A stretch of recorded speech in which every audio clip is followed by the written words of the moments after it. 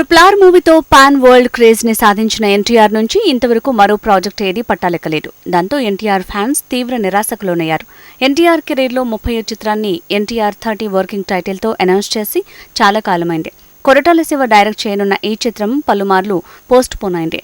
అందుకు అనేక కారణాలు సోషల్ మీడియాలో వైరల్ అయ్యాయి. ఒక దశలో ఎన్టీఆర్ 30 క్యాన్సిల్ అయింది అనే రూమర్స్ మొదలయ్యాయి. ఈ పుకార్లకి చెక్ పెట్టడానికి నిర్ణయించిన మూవీ యూనిట్ ఎన్టీఆర్ 30 ఫిబ్రవరి 24న పూజా కార్యక్రమంతో మొదలవుతుందని ప్రకటించింది.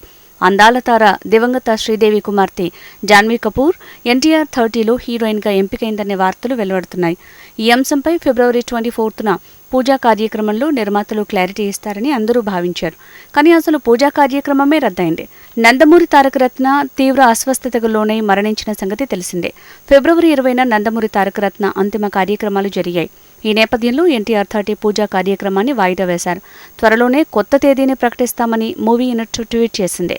జనతా గ్యారేజ్ లాంటి బ్లాక్ బస్టర్ తర్వాత ఎన్టీఆర్ కొరటాల శివ కాంబోలో ఎన్టీఆర్ 30 రూపొందనుంది. ఈ ప్రాజెక్టు త్వరగా పట్టాలెక్కాలని ఎంతో ఆశగా ఎదురుచూస్తున్నారు ఎన్టీఆర్ ఫ్యాన్స్.